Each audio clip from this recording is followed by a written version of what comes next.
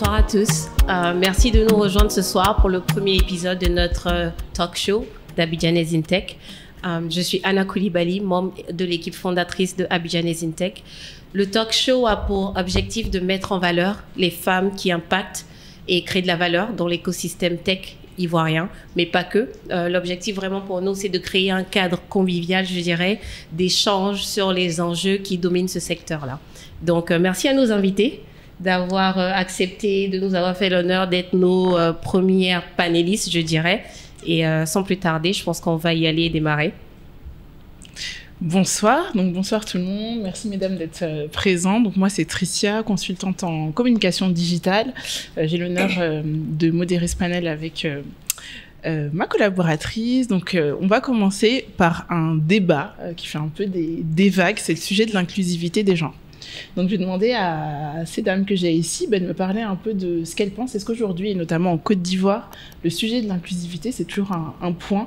Quand on regarde un peu l'international et surtout par exemple la France, on constate beaucoup que sur 20 PDG français, on trouve 1-2 femmes maximum, et il y a un vrai sujet sur le genre et les postes à responsabilité pour les femmes dans le monde entier. En Côte d'Ivoire, personnellement, je connais beaucoup de femmes DG avec des postes à responsabilité dans la finance, dans la tech, dans plein de milieux, en fait. Donc, je voudrais avoir votre avis là-dessus. Et peut-être après, à vous de me dire si, justement, dans vos parcours, vous avez été confrontés à ce sujet du genre, des barrières qui se sont...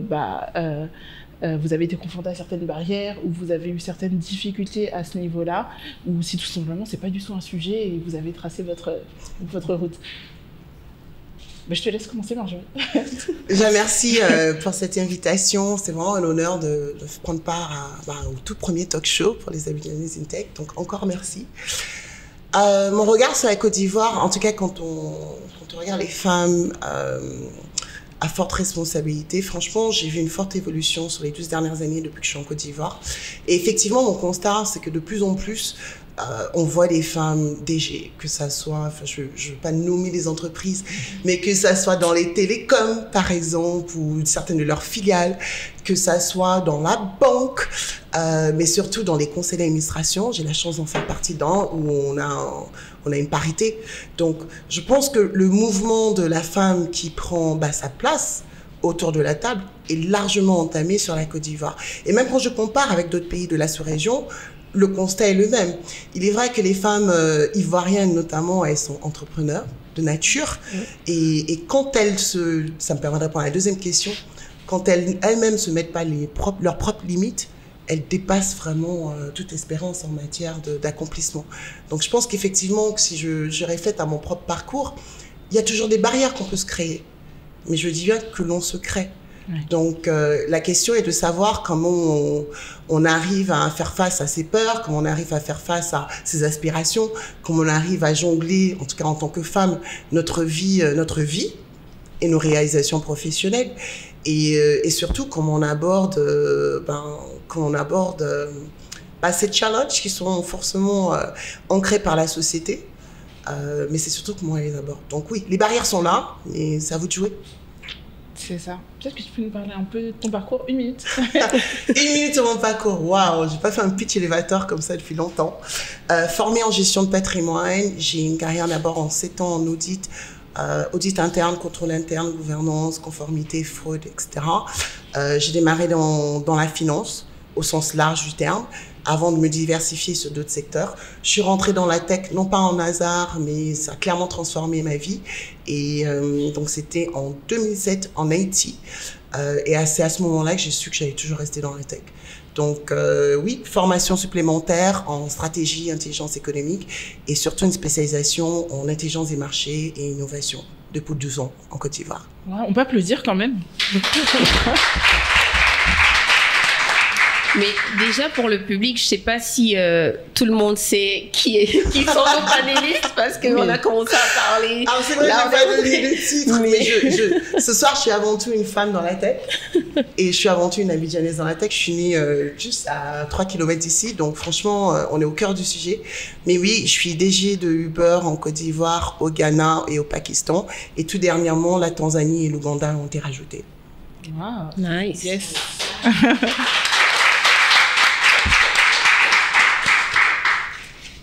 bonsoir à tous. Merci Andrea, merci Abidjanaise InTech pour nous prendre comme cobayes. Alors, la première question est concernée le genre. Je rejoins assez Marjorie pour dire que globalement, on voit quand même pas mal de femmes à des postes de responsabilité en Côte d'Ivoire.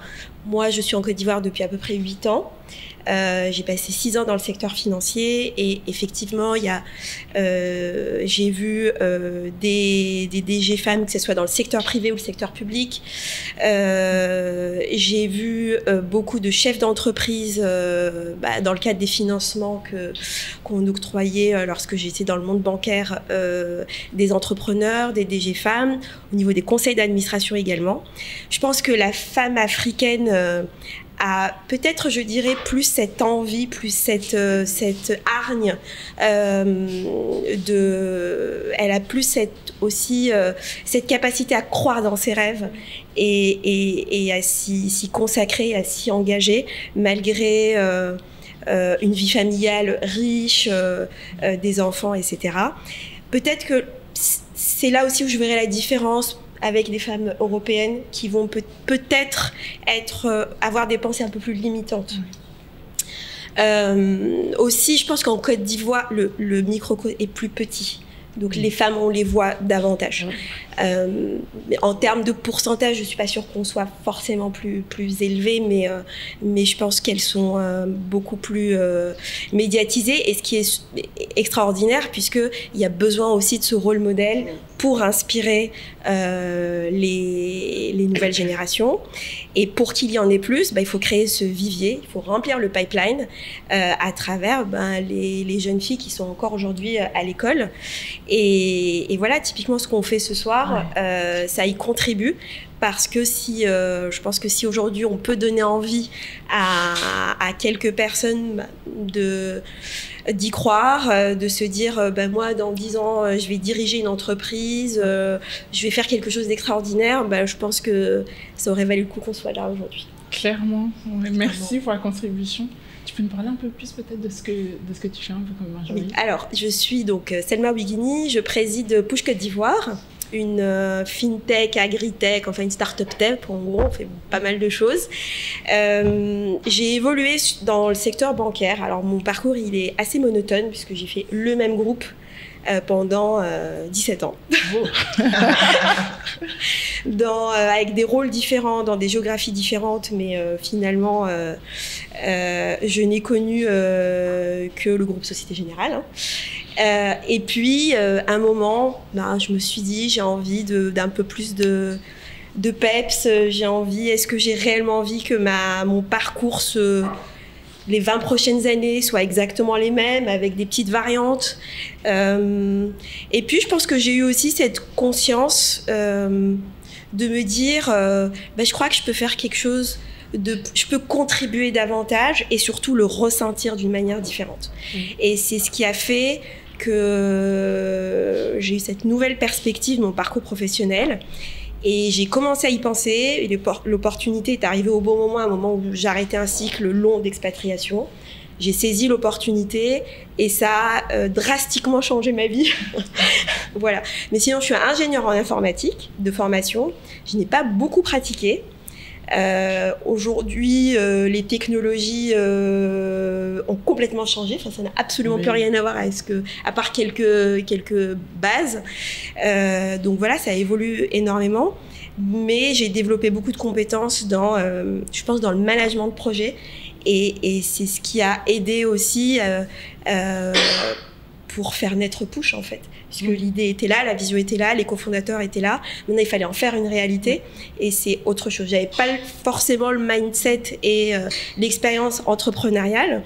En revanche, j'avais peut-être un peu plus de méthode pour réaliser. Ce qui est essentiel aussi, et un long parcours comme ça en entreprise, ça apprend à mieux structurer, je pense, et à passer des jalons. Donc, c'est aussi important. Peut-être qu'on peut te passer la parole, tu peux te présenter et surtout nous donner ton avis sur cette question de genre, à voir si tu es aligné un peu avec elle et tu as un autre avis sur le sujet. Oui. Alors du coup déjà bonjour à tous. merci beaucoup à Abidjanaise InTech pour l'invitation. Et bien entendu, oui, je suis alignée avec ce que Marjorie et Selma disaient. Et juste pour peut-être compléter, parce que bien entendu, quand on regarde l'environnement ivoirien, on disait c'est plus petit. Donc on peut se rendre compte que oui, on se rencontre souvent, on rencontre plein d'autres femmes entrepreneurs, dirigeantes d'organisations. Donc oui, on pourrait dire que à la tête des organisations, on est plutôt bien représenté. Par contre, pour revenir à la question d'origine, que de dire qu'est-ce qu'on pense des politiques d'inclusion dans les organisations, je pense que si on compare en tout cas avec ce qu'on fait dans les environnements occidentaux, on peut aller un cran plus loin. Aujourd'hui, je ne suis pas sûre qu'on est aussi aware que des organisations à l'étranger sur les sujets de diversité et d'inclusion. Et les sujets d'inclusion, il ne faut pas qu'on les pense que dans le sens des femmes. Très bien, là, oui, on est là entre femmes, l'inclusion des femmes, on est totalement d'accord. Après, il faut qu'on l'ouvre davantage parce que c'est des personnes issues de minorités, des handicapés, etc. Donc, c'est beaucoup de catégories, en tout cas, jusque-là exclues ou limitées à certaines fonctions, certaines responsabilités, certains niveaux. Et oui, donc, je pense qu'il faut qu'on soit... Aujourd'hui, quand on observe en tout cas la Côte d'Ivoire, qu'on ait un cran plus loin sur les sujets de diversité et inclusion à embarquer dans les politiques RSE des organisations, parce qu'il y a encore beaucoup de maturité, beaucoup de choses à créer. Et bien entendu, oui, je pense que, comme les filles l'ont dit, je pense que la question, en tout cas, je ne suis pas sûre qu'aujourd'hui, nous, on s'est dit, c'était pas, en tout cas pour moi, quand je regarde le cheminement, ce n'était pas de dire, on a quelque chose à prouver en tant que femme. Oui. Je pense que, en tout cas, moi, au travail, j'oublie mon genre en réalité. Oui. C'est juste une entité constituée qui a des compétences, qui travaille. Après, bien entendu, on va être dans des situations où on nous rappelle qu'on est femme. Donc ça, les biais qui nous retombent dessus. Et donc voilà. Donc, je pense on en reparlera aussi. Comment on en reparlera. On reviendra là-dessus. Mais voilà. Mais oui, effectivement, il y a encore beaucoup d'éducation à faire dans les organisations. Et on le verra aujourd'hui. Je pense que c'est prouvé qu'il n'y a pas vraiment de prédisposition genrée à diriger une organisation. Je pense que c'est des biais que les sociétés ont créés. Et naturellement, les hommes ont dirigé pendant longtemps. Et moi, je suis très persuadée qu'on se fait remplacer par ceux qui nous ressemblent en réalité. Je pense que les hommes ont dirigé pendant longtemps et donc ont été remplacés à la tête d'organisation par des gens qui leur ressemblent, des hommes en l'occurrence. Donc c'est chouette. Je pense que nous, moi, la relève, j'ai envie de la passer à des femmes naturellement. Mais voilà, mais je pense que c'est très naturel et je pense que c'est que comme ça qu'on réduira le gap en ayant de plus en plus de femmes dans les conseils d'administration, à la tête d'organisations, dans la tech d'une manière générale. Ça commence à bien prendre et voilà. D'accord. C'est même été prouvé que les femmes dirigent mieux. Après, encore, c'est très difficile de... Petit débat en commentaire. Nous dirons plus tard. Ceux qui nous regarderont après. Il y a des hommes dans le public qui ont commencé à faire des ça. C'est toujours un débat difficile. Entre c'est mieux ou pas. C'est un gros sujet. Je pense que Selma l'a touché un peu, mais le manque de chiffres, est-ce que vous ne pensez pas aussi que ça contribue justement à renforcer, on va dire, cette image-là du fait que la femme n'est pas vraiment représentée dans la tech, ou même la femme n'est pas tout simplement représentée dans des hautes positions.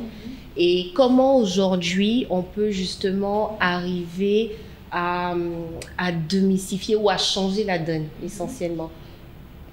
Alors du coup, je sais pas. D'accord. Marjorie, est-ce que le manque de chiffres...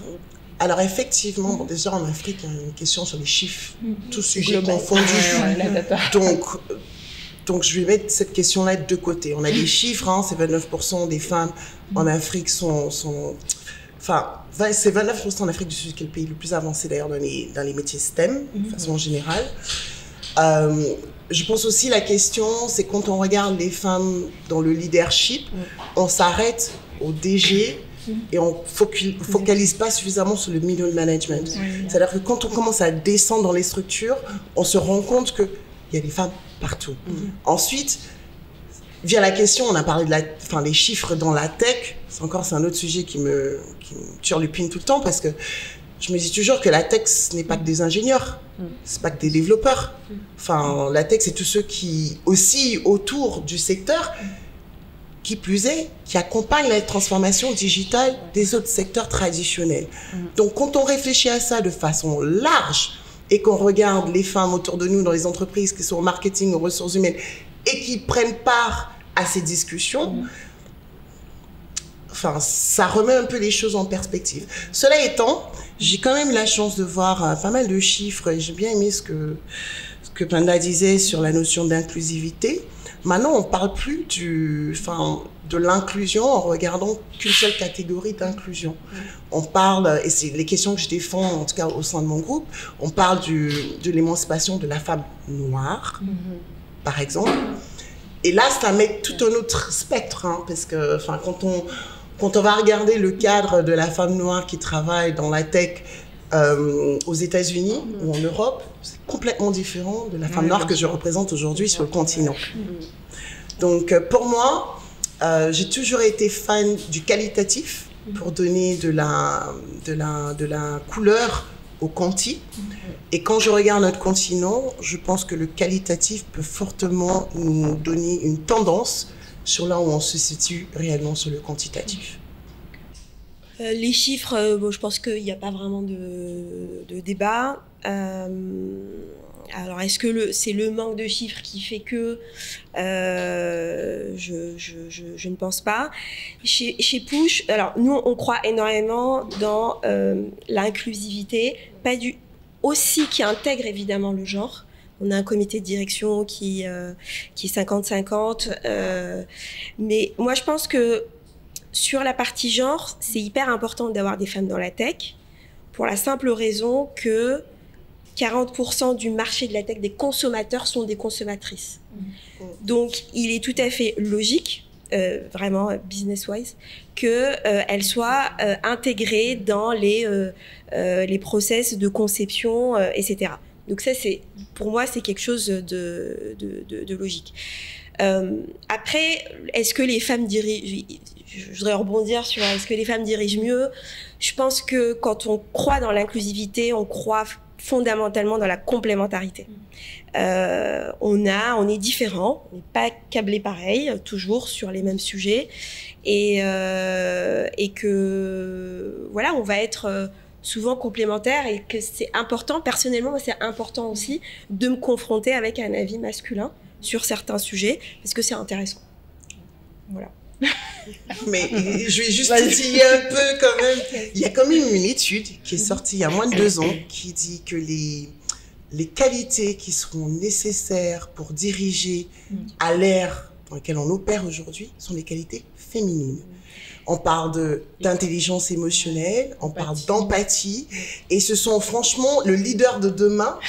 Ce sont des qualités intrinsèques à la gente féminine. Donc, non pas que je veux faire un débat sur les femmes, mais j'ose dire que les scientifiques l'ont dit, c'est pas moi. Mais je pense que, juste pour compléter, alors, elles sont peut-être plus spécifiques aux femmes, parce que je pense aussi que les études, et là on a beaucoup de grands leaders, Steve Jobs, etc., qui parlent beaucoup d'intuition. Donc les plus grands leaders aujourd'hui sont des leaders intuitifs. Et on a de grands leaders hommes qui sont catégorisés intuitifs, et c'est ce qui les aide dans leur prise de décision, même lorsqu'elles paraissent irrationnelles. Okay, donc effectivement, on parle souvent d'instinct féminin, ce genre de choses. Je ne pense, de la même manière qu'il y a peut-être des qualités qui ne sont pas innées aux femmes, que les femmes peuvent adopter, je pense que ça peut être dans l'autre sens aussi. Oui, tout à fait. Comme une femme peut avoir une énergie masculine. Exactement. Tout à fait. Je pense que être dirigeant, c'est vraiment un exercice d'équilibriste. Où on est en permanence en train d'essayer d'équilibrer une énergie masculine, féminine, etc. Et que c'est ça qui va faire le super leader manager. Et du coup, mais aussi, je pense aussi de se former, d'être coacher peut-être pour pouvoir aller chercher ces skills peut-être qui nous manquent en termes justement d'empathie, pouvoir aussi en tant que femme ou homme se dire voilà, je vais essayer de développer mon intelligence émotionnelle. Je pense que on peut parler peut-être du parcours de formation pour justement essayer d'être ce leader, pas femme, mais juste ce leader qui performe en entreprise. Peut-être qu'on peut évoquer ce sujet-là. Comment vous, à vos postes de dirigeante justement, vous faites pour performer? C'est quoi vos clés finalement? Comment on va le dire? Je pense que ça rejoint beaucoup ce que ça m'a dit, beaucoup d'intuition. En réalité, je pense qu'il n'y a pas vraiment un booklet ou un playbook de comment être un leader, ou un set de qualités. Je pense que c'est beaucoup d'intuition, beaucoup d'adaptation à l'environnement. Je ne suis pas sûre que je suis la même leader chez PAPS que je serais chez Uber ou encore que j'aurais été chez EY si j'étais restée chez EY. Je pense que ça dépend beaucoup aussi de l'environnement. Moi, si je prends mon environnement aujourd'hui, je suis dans un environnement avec des people relativement jeunes, mais qui en veulent, donc qui veulent être accompagnés, tirés vers le haut, qui veulent être félicités quand c'est bien, qui veulent être accompagnés, encouragés, micromanagés, qui veulent aussi qu'on entende leurs problèmes de vie, qu'on comprenne leur réalité de vie. Enfin, moi, historiquement, je ne racontais pas ma vie à mes boss et pourtant, c'était des bons leaders. Aujourd'hui, je sens que j'ai des gens qui veulent entendre leurs conditions de vie, combien de kilomètres ils font pour venir, etc. Donc, je pense que ça dépend aussi des environnements. Bien sûr, il y a des bases. On est d'accord, je pense qu'on l'a dit. Si on dit compétence, après tout, il faut être compétent aussi dans un métier, dans une position. Et après, on vient rajouter beaucoup de valeurs morales, de l'empathie, etc. Mais après aussi, il faut peut-être qu'on accepte que c'est pas des choses... Il y a beaucoup de choses aussi. Pour moi, dans le leadership aussi, on vient aussi avec une certaine nature. Donc aujourd'hui, moi, je suis convaincue qu'il y a certaines personnes qui ne sont pas vouées à diriger des équipes, non pas parce qu'elles ne sont pas bonnes, etc. Mais c'est juste qu'ils n'ont pas ces skills-là, c'est très humain dont on a besoin pour diriger des gens, pousser des gens. Et voilà, parce qu'après, on parlera de chiffres pour diriger, parce qu'il faut qu'on fasse des chiffres, c'est ça on est là pour ça. Après, c'est diriger aussi des hommes, les rendre committed, en tout cas dans la mission, les animer. Et ça, c'est beaucoup aussi de très humain, d'aptitude humaine, peut-être pas innée, mais voilà, qu'on a un peu pris au cours de nos chemins, et peut-être qu'on n'apprend pas à l'école. Voilà. Je suis très persuadée aussi que c'est pas des choses qu'on fabrique. Voilà. Est-ce que pour vous, mesdames, vous pensez que ça s'apprend, devenir leader, ça peut se travailler, ou c'est soit on a des compétences intrinsèques dues à notre personnalité, ou ça se travaille? Alors, je pense que déjà, il faut avoir envie. Parce que tout le monde n'a pas forcément envie d'être leader et de vouloir tirer en permanence tout le monde vers... c'est pas facile tout le temps.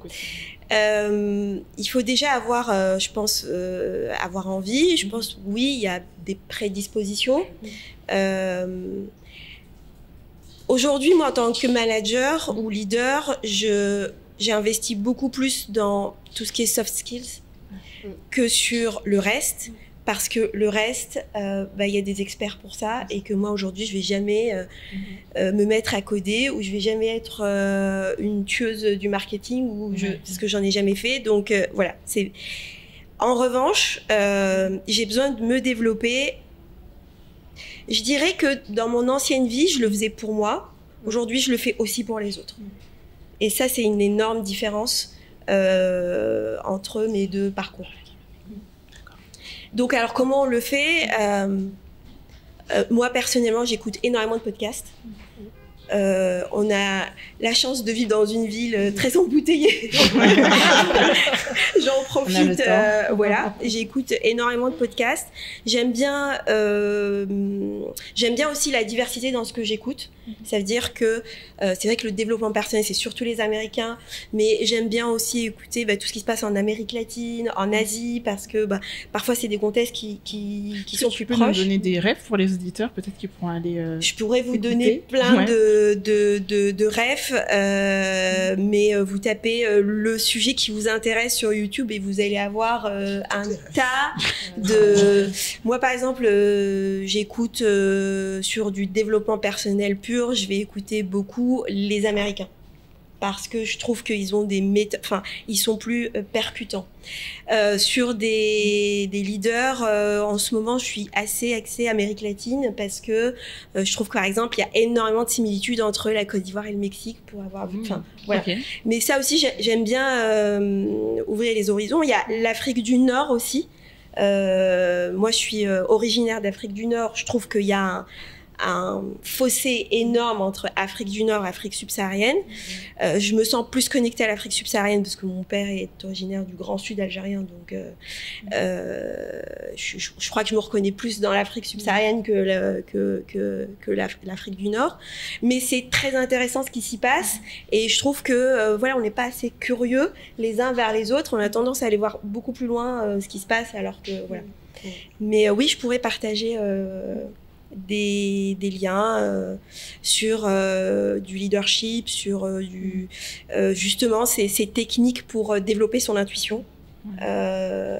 Il faut prendre soin de soi, il faut calmer son esprit pour pouvoir écouter ces petites voix qui parlent tout bas. Tu peux me donner au moins un nom d'un podcast pour qu'il puisse aller écouter qui devient si vous voulez un podcast qui vous réveille tous les matins, en plus c'est une femme, Mel Robbins. Ça fonctionne très bien. Ouais. Super, merci. Notez. Pour ceux qui nous regardent en ligne, Mel Robbins, à tester, vous nous direz ce que ça donne. Il y a Best CEOs aussi, c'est très bien. Après, j'écoute aussi pas mal de CEO femmes. Ouais. Et il y en a. Il y en a pas mal. Voilà. Ok, bon, peut-être on a parlé un peu de développement personnel. Je vais transitionner en même temps sur le support système. Je ne sais pas, vous, dans vos carrières, quel est le rôle que votre support système a joué, non seulement en termes de développement personnel, mais aussi en termes de savoir saisir les opportunités, et aussi dans vos transitions, parce que vous avez toutes des carrières assez atypiques, un parcours assez atypique. Donc, quel a été le rôle de votre support système, et quel est peut-être le conseil que vous souhaiterez donner à d'autres jeunes femmes qui souhaiteraient, parce que généralement, en tout cas moi, je sais qu'à un moment donné dans ma carrière, ce qui m'a manqué, c'est le manque de représentation. Quand j'étais aux États-Unis, c'était le manque de représentation de femmes noires. Quand je suis arrivée ici, c'était le manque de représentation de femmes justement dans le domaine. Donc, à quel moment, comment ça a joué en fait un rôle déterminant dans votre trajectoire essentiellement? Si ça a joué un rôle. Support système, non mais c'est tout en fait. On n'est que si on a un bon support système. J'ai du mal à répondre à la question juste parce qu'elle est tellement, il y a tellement d'éléments qui ont contribué que je mets dans le panier de support système en commençant par ma maman. Merci maman. Non mais toutes les femmes qui sont dans ma famille, tu parlais de représentation, que ça soit celle qui a décidé de rester à la maison ou celle qui est devenue ministre, elles se connaissent, elles entendent. Ou celle qui arrivait juste à tout jongler. Donc, je pense que ça soit mes copines, de près ou de loin, même celles à qui je ne parle plus, quelque part, elles ont pu influencer ou m'accompagner et faire partie de ce support système. C'est mon chauffeur. Je ne peux pas vivre sans chauffeur. Une des raisons pour lesquelles je suis rentrée au pays. C'est l'humilité de dire, écoute, t'es mère célibataire avec tes enfants, t'as besoin d'aide. Donc, en fait, c'est à tous les niveaux. Mais je pense que ce qui a été structurant dans ma carrière, c'est mon habilité à reconnaître que il fallait que je sois accompagnée, que ça soit du mentorat au coaching, que ça soit simplement dans le sport, donc avec mon coach sportif, mais de pouvoir reconnaître quand j'avais besoin de ces accompagnements-là et d'aller chercher. Et je rejoins Selma parce que des fois, ces éléments qui vont contribuer à accompagner, donc j'élargis un peu la thématique, ça peut être justement un podcast qu'on écoute, ça peut être un bouquin qu'on soulève, ça peut être les 2 minutes que tu prends devant la télévision où on récupère un message. Donc, s'il y a vraiment un conseil que je peux donner, c'est de rester ouvert et à l'écoute. Et d'avoir l'humilité de dire j'ai besoin d'aide et que je ne sais pas. Et je ne sais pas ce que sera la prochaine étape. Et d'avoir le courage de se remettre en question. Parce que ce sont ces éléments-là qui ont fait que j'ai pu faire les bons virages quand je les ai faits. Donc pour moi, le support system, il est incontournable. Ne vous limitez pas à la définition de Google pour le support system. C'est beaucoup plus large que ça. Et oui, c'est une de mes clés de réussite, effectivement. Et pour vous? Je dirais pas grand-chose de plus. C'est hyper important. L'entourage, c'est important. Personnellement, j'aurais eu beaucoup plus de mal à prendre ce virage de la manière dont je l'ai pris si j'avais pas été soutenue par ma famille, mes amis. Mais le support système, effectivement, c'est c'est tout ce qui vous entoure d'humain, de matériel, c'est tout un ensemble. C'est la manière dont vous allez façonner votre vie qui va faire que ça va vous avantager ou carrément vous plomber, quoi. Donc, donc j'ai envie de dire, il faut vraiment y prêter de l'attention et c'est fondamental. En fait, c'est même pas que c'est important, c'est essentiel. C'est l'oxygène, quoi. C'est ça. Oui, c'est ça. Je pense que tout y est dit. Et après, il y a des degrés différents. Enfin, je veux dire, certains vont dire, certains vont se dire, j'ai un coach, c'est que ce coach qui va m'accompagner dans ma trajectoire. D'autres vont avoir un mix de coach, d'amis, d'autres les parents. Et voilà, et chacun va jouer. Moi, dans mon cas, typiquement, j'ai pas eu la chance d'avoir un coach. J'en parlais tout à l'heure en venant avec un ami. Il me disait, c'est pas acceptable à ton niveau, entre guillemets, de ne pas en avoir. Je dis, ok, je sais que je dois en chercher. Mais jusque-là, j'ai eu l'impression d'avoir été coachée par toutes les personnes autour, mes amis, les parents, à différents niveaux. Et voilà, dès qu'il s'est agi, de prendre des décisions, ou juste moi, de m'évaluer en fin d'année. Typiquement, en fin d'année, il m'arrive d'appeler mon meilleur ami et de lui dire, you know what, fais-moi une matrice d'assessment d'un jeune CEO qui dirige une organisation depuis 1 an, tous les axes. Et donne-moi cette matrice, on évalue et on évalue ensemble. Et je veux avoir son regard extérieur de quelqu'un qui peut être critique, parce que je sais que c'est une part de mon support system, il peut être très, très franc avec moi, et il l'est tout le temps même d'ailleurs. Et il peut aussi m'encourager, me dire, ah ben non, mais je pense que tu peux même aller beyond this, parce que cette personne a toujours fait ça dans ma vie. Et donc voilà, donc ce sont nos amis, nos parents, c'est une évidence, nos parents, les proches, des collègues qui peuvent l'être, des gens avec qui on partage un environnement, des femmes dirigeantes, voilà. Donc on peut avoir un set de personnes qui constituent notre support system. Et bien entendu, c'est une évidence, comme Marjorie disait, oui, on peut pas y arriver sans. On ne peut pas y arriver sans, c'est sûr. Et d'une manière ou d'une autre, c'est sûr que significativement, ça a influé dans notre trajectoire et là où on en est. Et je pense que on n'est même pas encore au top de là où on doit être. Même. On va aller encore plus loin, je pense, je l'espère. Et donc oui, on n'a pas fini. On n'a pas fini. Moi, je considère que j'ai même pas fait le 100e de ce que je veux faire. Donc, on s'arrêtera pas et on ne cessera pas d'élargir justement et de nous appuyer sur ce support system et le rendre plus fort. Et après, give back, parce qu'après aussi, c'est ça. C'est recevoir et après donner, parce qu'il faut qu'on se tire tous. Et voilà. Merci pour vos...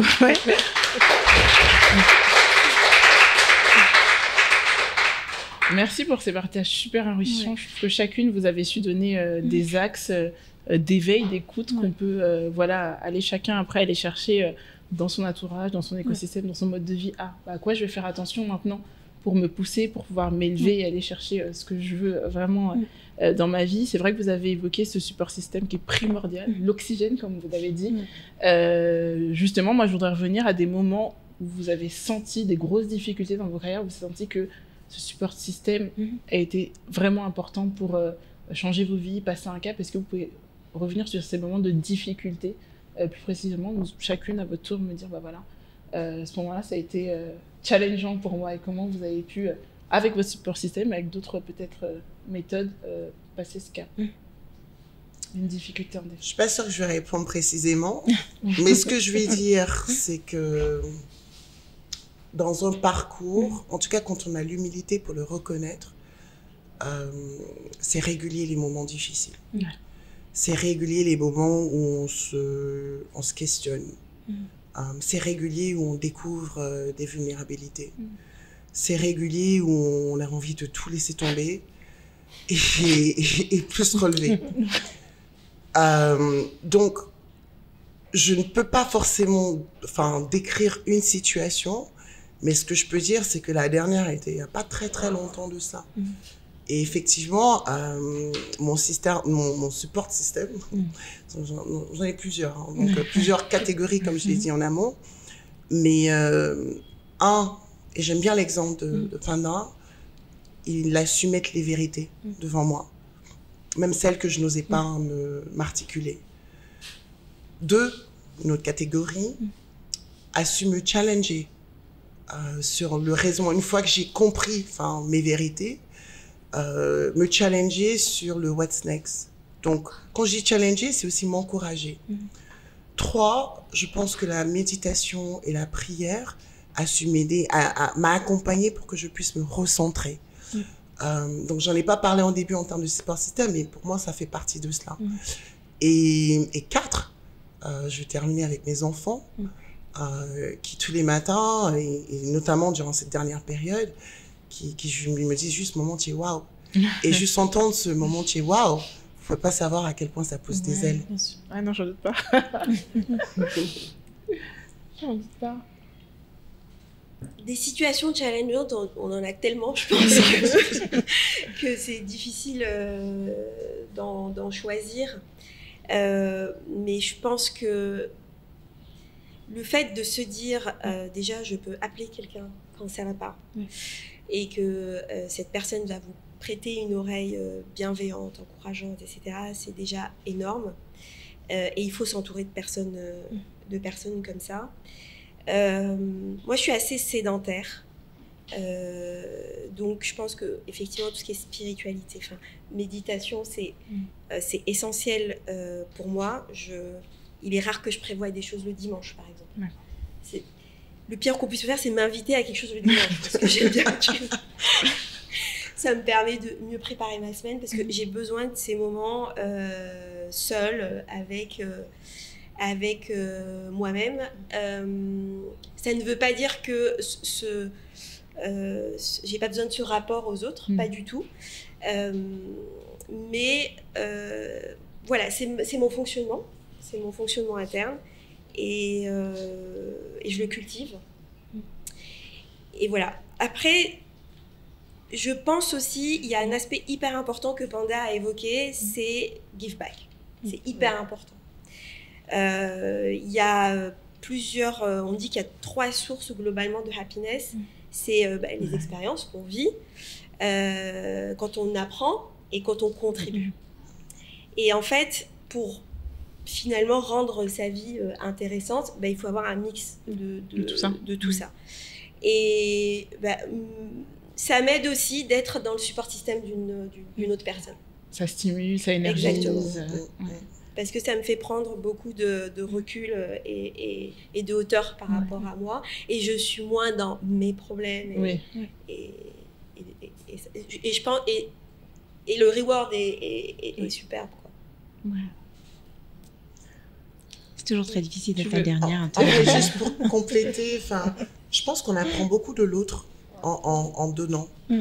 Et ça, franchement, moi en tout cas, c'est ce que je retiens, ou ce que j'aime le plus dans le giving back, dans le mentoring et dans le coaching, c'est surtout ce que j'apprends de l'autre. Parce que ça finit par me nourrir. Donc, je voulais juste fermer cette boucle. Mais ouais. Alors peut-être, je ferais juste le pont. Justement, on parle là de giving back et revenir un peu à Abidjanese Intech et tout ce que vous êtes en train de faire et de créer comme cadre, en tout cas de give back. Je pense que par le programme de mentorship, etc.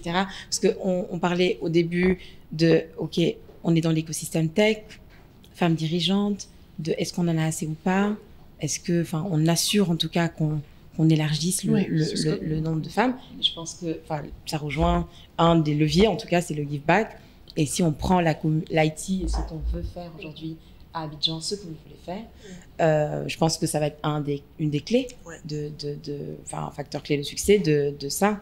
Si on se dit aujourd'hui qu'on se met dans cette posture à différents niveaux, que les entreprises fassent du mécénat, qu'on fasse du volunteering, que vous lancez créer tout un environnement plein d'activités, que tout le monde se greffe, hommes ou femmes d'ailleurs, de dire, écoutez, on va aller vers plus d'inclusivité, on va attirer plus les femmes vers les STEM, les filles, parce qu'il faut des jeunes filles d'abord, on break all the bias et on dit tout le monde peut faire de la tech ou autre, parce que l'IT n'est pas forcément scientifique et matheux, donc tout le monde peut en faire, qu'on break this bias et après on se dit, maintenant on a des modèles, ces modèles peuvent représenter le fait que des femmes peuvent être dans l'IT, peuvent être dirigeantes dans l'IT de surcroît. Donc je pense que c'est tout cela en fait qui vient corroborer le fait que le give back super important. Et si on reste dans l'environnement IT, c'est ça qui nous réunit un peu aujourd'hui, le thème, c'est de ça dont on a besoin dans nos environnements. C'est-à-dire à différents niveaux, on va développer le capital humain à un niveau plus jeune en école, parce que c'est là où il faut, enfin, c'est là où ça se joue. Parce que si on en veut beaucoup en haut, il faut qu'on en ait beaucoup à la base. Voilà, ça va être une pyramide et on va perdre du monde sur le parcours, mais on en crée assez pour avoir beaucoup plus de monde en haut. Et voilà, et c'est toutes ces initiatives et tout ce give back dont on parle qui va être super clé dans l'IT et dans la vulgarisation de tout ce qui se fait, dans la démocratisation de tout ce qu'on fait dans l'IT. Et donc, voilà. Je vais juste profiter de ça pour faire une petite parenthèse. C'est bien que tu dises ça parce que même nous, à notre niveau aussi, déjà, je pense que, et Andrea est présente, mais l'idée, c'était déjà comment aujourd'hui on arrive à bridge en fait de gap, justement. C'est vrai que l'information est là, mais il y a beaucoup de personnes encore qui ont des préjugés dans ce domaine-là. Et déjà, c'était partagé, être un moyen, un vecteur d'information pour les jeunes femmes, mais aussi créer un sort de support, encadrer ces jeunes femmes-là qui souhaitent en fait évoluer dans le domaine. Et d'ailleurs, même là, on va commencer une caravane de la tech, justement en partenariat avec une autre association, où on va se déplacer dans chaque école, enfin dans des écoles qu'on aura choisies, et pour justement informer sur ces métiers, avoir des personnes qui vont venir en fait parler de leur parcours aussi, comme on le fait là, et aussi mettre en place un autre système de mentorat avec ces jeunes personnes-là dès même le bas âge, parce que c'est là que ça commence en fait. Donc je pense que c'est vrai, c'est bien. Et pour rebondir un peu, vraiment aller sur le sujet de la tech et vos écosystèmes à toutes, aujourd'hui, finalement, c'est quoi les métiers les plus recherchés, en tout cas dans vos rôles, quand vous dites là, il y a un vrai manque? Peut-être qu'on peut partager à l'audience un peu, finalement, c'est quoi les rôles que vous cherchez avec Anne actuellement ici? Pour nous, le sujet, c'est la donnée. Et les gens, donc, on va parler de plein de différents métiers autour de la donnée. Mais de plus en plus, pouvoir identifier de quel type de données dont on a besoin, comment la faire parler pour l'aide à la décision. J'ai la chance de travailler dans un groupe où on a plein de données. Mais ça ne sert à rien si tu ne sais pas quoi en faire. Donc, je pense que c'est le skill set. Quand je regarde l'environnement dans lequel on opère, qui est probablement le moins facile à avoir. On parlait tout à l'heure des données disponibles sur l'Afrique et dans les pays dans lesquels on opère.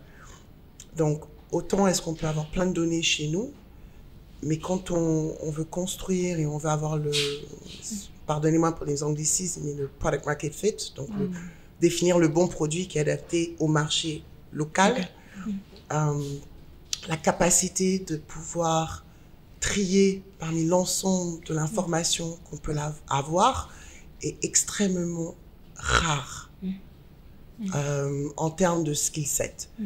Les gens vont pouvoir, j'ai dû apprendre à faire ça, taper des requêtes, sortir des SQL, sortir de la donnée, mais ils peuvent te la trier, ils peuvent aussi te la faire plus ou moins parler quand on a le nez vers l'intérieur, mais quand on veut mettre ça en corrélation avec le marché, c'est un autre débat.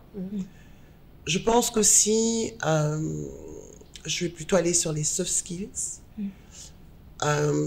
On investit énormément pour accompagner les femmes et les hommes, mais notamment les femmes. C'est un programme que je porte moi-même en interne sur alors je vais vous faire rigoler, mais sur leur capacité de négocier, leur capacité de présenter. On aurait cru que c'est quelque chose qui est harmonisé, mais je vous avoue que plus vous montez, et plus ça devient important de pouvoir articuler quelque chose de très compliqué de la manière la plus simple possible et surtout en 1 minute. Et cet art, il est vachement plus compliqué aujourd'hui, malheureusement à l'ère du digital, où en fait, ça me manque un peu l'époque où on nous demandait de faire des dissertations qui tenaient... en fait, parce que cet exercice-là, cet art-là, il est presque perdu. enfin, le temps dans lequel on opère. Et nous, en tant que groupe, on investit énormément dans le middle management pour accompagner les uns et les autres, pour affiner ces compétences qui vont faire la différence entre celui qui va rentrer en poste, il va y rester 5 ans, et celui qui va grandir, chaque année, il va être promu, parce qu'il sera visible. Et c'est pas une question de femmes, c'est across the board, c'est pour tout le monde. Je m'arrête à ça. Merci. La question, c'était les profils les plus recherchés. Oui, c'est ça, dans vos écosystèmes. Alors, il y a tous les métiers vraiment deep tech. La tech, c'est complexe et ça évolue très vite. Donc, il faut trouver l'expertise, vraiment. Nous, on évolue dans la finance, donc il s'agit d'argent. On ne peut pas se permettre, en fait, d'être approximatif. Ouais, d'être approximatif et l'expérience client est vraiment importante. Donc, elle est primordiale. Donc, tous les métiers, je dirais, tech, que ce soit les développeurs, les bases de données, je parle même pas encore du niveau data mining, etc. Je suis vraiment encore... tous ces profils-là, il y en a, mais il faut pouvoir attirer les talents. Dans une entreprise comme la nôtre, c'est pas comme Uber, quoi. Donc il faut savoir les attirer, il faut savoir les retenir. Mais on a des choses à mettre en face aussi, parce que c'est une belle aventure, parce qu'on a des projets à impact. Voilà. Après, il y a d'autres arguments qui entrent en jeu. Sur le développement, par exemple, il y a vraiment un vivier de jeunes qui sont excellents. Là où c'est plus compliqué, c'est sur les méthodes. Ça veut dire, si je veux appliquer une méthode Scrum, Agile, peu importe, il y a quand même, ça ne se résume pas à juste coder. Et ça,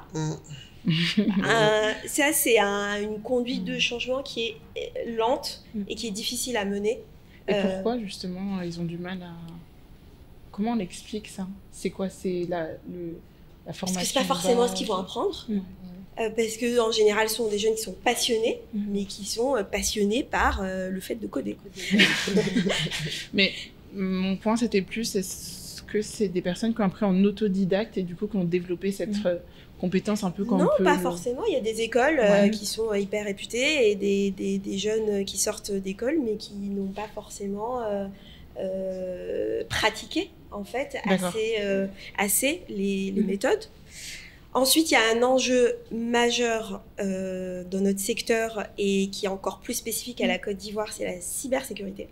C'est un sujet, ça. C'est un vrai sujet. Donc nous, on a la chance d'avoir une équipe qui s'occupe que de ça, qui reporte à la direction générale, parce que c'est vraiment important d'évaluer ces risques, de les mitiger, de mettre en place ce qu'il faut. Nous, très vite, on a investi dans les certifications nécessaires pour pouvoir... nous prémunir au maximum, mais ça aussi c'est une compétence qui est plutôt rare et qui est pourtant qui a des enjeux majeurs pour nous puisque c'est notre principal risque opérationnel en fait. Oui, bien sûr. Et après, il y a plein d'autres métiers qui ne sont pas de la deep tech, mais du product management. C'est pas, ça court pas les rues. ça court pas les rues. Je parlerai aussi de tout ce qui est qualité, donc toute la partie test, qualité, c'est hyper important et pourtant c'est un peu vu, c'est en voie de devenir développeur, alors que non, il y a des vrais métiers pour ça. Donc il y a vraiment beaucoup d'autres métiers qui ne nécessitent pas forcément d'être ingénieur, d'être passionné de coding, mais qui nécessitent une vraie expertise. Donc après, c'est soit on les trouve, ou alors, moi je sais que par exemple dans ma manière de recruter, ça a beaucoup changé par rapport à ce que je faisais avant, puisqu'on va plus aller sur les aptitudes, peut-être un peu plus que sur la qualité de l'éducation. C'est-à-dire prestige de l'école, etc., etc. Mais on va plus aller en se disant, là on sent qu'il y a un potentiel, on sent que la personne est motivée, elle est enthousiaste, elle a envie, et on va se dire, et on a beaucoup d'exemples comme ça chez Push.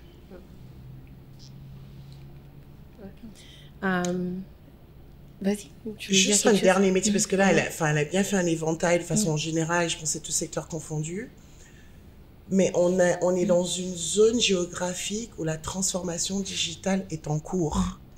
Oui. Et les métiers de conduite du changement, je le répète, conduite du changement sont clés, et notamment dans la gestion du capital humain.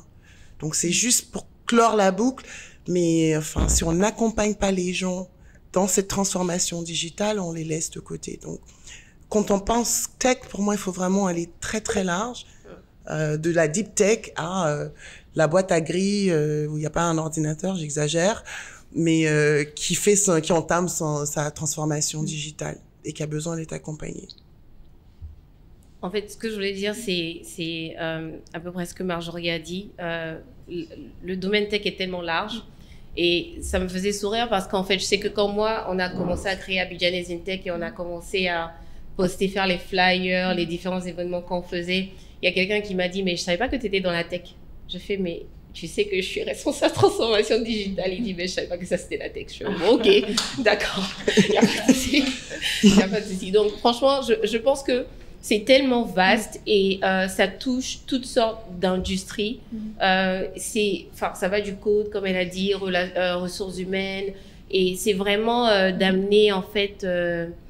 Google est là, en fait. Donc, genre, être curieux, s'intéresser un peu plus, justement, aux différents métiers pour les jeunes filles, en fait, qui nous regardent. Je voulais, en même temps, transitionner un peu sur, on va dire, l'environnement ivoirien tech. Donc, on dit, je pense aussi, que la Côte d'Ivoire est le nouvel Eldorado de la tech, justement parce que, à cause de toutes ces différentes entreprises qu'il y a, non seulement d'un point de vue gouvernemental, avec les différentes lois qui sont votées, qui sont mises en œuvre, il y a aussi les différentes opportunités qui se présentent dans le secteur. Est-ce que vous partagez cet avis? Et peut-être comment aujourd'hui vos compagnies façonnent cette industrie-là à votre niveau? Après, le nouvel Eldorado de la tech, ça ressemble un peu à un coup marketing, mais c'est très bien. Je pense qu'il faut qu'on parte de quelque chose. Alors moi en réalité, après je vais juste donner ma lecture tech que j'ai de la Côte d'Ivoire. En arrivant, alors j'ai été un peu surprise peut-être de la maturité un peu faible de la tech en Côte d'Ivoire. Ah, d'accord. Il y a eu en termes après je compare, pour le niveau de développement du pays, parce que moi je considère que c'est un pays qui est très développé un des plus développés de la zone ouest africaine. Donc je m'attendais à un environnement tech beaucoup plus dynamique, beaucoup plus d'acteurs, beaucoup plus de knowledge, beaucoup plus un capital humain beaucoup plus fort. Si je compare au Sénégal, que je connais par exemple, il y a une différence quand même dans l'environnement tech. Après, nouvel Eldorado, why not? On veut le voir, et je pense que c'est tout ce qui est en train de se préparer. C'est sûr que quand on voit, comme tu dis, toutes les politiques de l'État, enfin, tout ce qu'on fait dans l'économie numérique et tout ce qu'on veut faire, oui, là c'est sûr que le potentiel est énorme compte tenu de tout ce qu'on est en train de voir. Et qu'on se dise, à horizon 2050, l'économie numérique va représenter 10% du PIB de la Côte d'Ivoire, c'est énorme. Et c'est tout ce que l'État est en train de faire, de dire, écoutez, nous on a un plan, je ne sais pas comment il l'appelle, le plan le PSE, donc plan... j'ai oublié en tout cas, c'est un plan orienté sur le développement de toute l'économie numérique à tous les niveaux. On dit formation des jeunes à l'école, et qui dit formation dit on forme aussi ceux qui vont former, donc les professeurs. Donc on est en train de mettre en place tout un programme pour level up le niveau de knowledge des professeurs et ce qu'ils vont enseigner. Puis tous les programmes qu'on est en train de mettre à jour pour inclure tous les modules de technologie, de services financiers, en tout cas préparer ces niveaux-là, et bien sûr un enseignement supérieur, faire rentrer toutes ces formations qui vont permettre de préparer tout ce qui va constituer une économie numérique forte. Donc oui, nouvel Eldorado de par peut-être le chemin qui est en train d'être tracé. Après, il y a un rattrapage dans la zone, si je compare avec un pays comme le Kenya ou encore au Sénégal, où on a eu peut-être un peu plus d'avance sur la partie tech spécialement, j'entends, de par l'écosystème de start-up tech, etc., qui sont arrivés d'incubateurs tech qu'on a peut-être depuis 20, 22 ans, où là, ça commence pas, en tout cas, c'est beaucoup plus jeune. Donc oui. Donc, je sais pas, le slogan, très bien, j'adore, mais du coup, je pense que c'est ceux qui arrivent à horizon 2025 puis 2050, ça pose le ton et ouais, je pense qu'il y a de belles choses qui vont arriver, en tout cas, dans cet environnement, dans cet écosystème-là. Oui, je pense que la volonté est là, c'est sûr. Ouais. Je pense qu'au-delà, je voulais juste compléter, au-delà de la formation, tout ça, il y a aussi une vraie volonté, il y a des investissements dans l'infra. L'infra, c'est hyper important parce que digitaliser, il faut que les gens puissent avoir accès à la data, tout ça. Et je pense que la Côte d'Ivoire a une volonté certaine de développer cette transition dans toutes ses dimensions. Je ne saurais pas particulièrement, moi, comparer à d'autres pays de la sous-région. Effectivement, dans mon ancienne vie, j'avais rencontré quelques startups fintech sénégalaises où, en tout cas de l'extérieur, oui, semblait plus... Alors, je ne sais pas si je peux dire qu'elle semblait plus avancée, mais elle ressemblait plus à ce qu'on pouvait voir ailleurs. Voilà. Je reste une fille du pays, hein, donc je défends mon territoire, même s'il faut qu'on se dise des vérités. Je suis entièrement d'accord sur la partie infra. Alors, puisque là, je peux quand même comparer sur la partie infra. On est très avancé. Quand je compare avec le Ghana, même le Nigeria, franchement... tant en termes d'offres que de disponibilité, on a fait un vrai chemin. Quand je vais regarder, par contre, effectivement, le constat, les politiques publiques sont là. Maintenant, on a une stratégie sur l'économie numérique. On parle même d'économie numérique alors que, c'était pas exactement ce terme-là il y a 18 mois. Ça montre bien qu'il y a un mouvement. Cependant, quand on regarde ce qui est aussi autour des startups, donc je suis d'accord avec toi, Panda, quand tu dis que oui, le Sénégal, clairement, vous étiez plus avancé et vous l'êtes. Mais quand je regarde même le Nigeria, même en termes d'investissement qui vont pour accompagner les startups, bon, laissons le Nigeria, le Ghana à côté ici, quand on voit ce qu'on met pour accompagner les startups, les VC qui sont présents, je n'ose même pas comparer à l'Afrique de l'Est. En termes de présence de VC et d'accompagnement pour l'accélération de l'environnement, de l'écosystème des startups, bon, là, on a encore du chemin à faire. C'est probablement pour ça qu'on parle d'une nouvelle Eldorado. Parce que justement, c'est là où on a passé la période Ghana il y a 8 ans. Bon, je laisse nos petits frères de Dakar de côté. Mais je veux dire, maintenant, on parle de la Côte d'Ivoire. C'est aussi intimement lié à notre histoire. Parce qu'il y a quand même une période de temps où les choses se sont ralenties, pour ne pas dire se sont arrêtées, en tout cas sur cette question-là. Donc, il faut qu'on soit juste en se disant qu'on a eu 10 ans de ralentissement et que ça fait 12 ans qu'on a bien repris la machine et qu'on a pris le temps, je défends mon terrain, je suis du pays, on a pris le temps de mettre les bases, l'infra, et que maintenant notre pays rayonne sur le continent et que ça a amené un flux d'une diaspora, qu'elle soit locale ou issue des autres pays de la sous-région, qui vont eux-mêmes contribuer à l'émancipation de cet écosystème et qui, lui, va ramener les VC. Donc oui, je suis d'accord. C'est le nouvel Eldorado. Il y a eu un petit match. Non, mais je suis la fille du pays. Donc, il faut dire les choses. Il y a eu un gros match pour pouvoir On va faire un match. C'est une bonne idée. C'est plus tard. Merci en tout cas pour tous ces partages, ces différents points de vue exposés. Vraiment, ce qu'on avait envie d'avoir, c'est vraiment justement la richesse et chacune vos prismes, un peu pour pouvoir un peu confronter ces idées-là. Et ça a été vraiment intéressant de partager tout ça avec vous. On va conclure et peut-être vous poser la question, pour vous, ça signifie quoi, ça représente quoi d'être une Abidjanaise in Tech? Et après, on va prendre des questions pour finaliser tout ça. On va prendre 2 ou 3 questions pour cadrer un peu. Ça représente quoi? Ouais, pour toi. Très simplement, en une phrase. Bah, moi, je suis rentrée pour innover, créer et avoir de l'impact. Et pour moi, être Abidjanaise InTech, c'est cela. C'est d'innover, de créer, d'avoir de l'impact sur mon écosystème.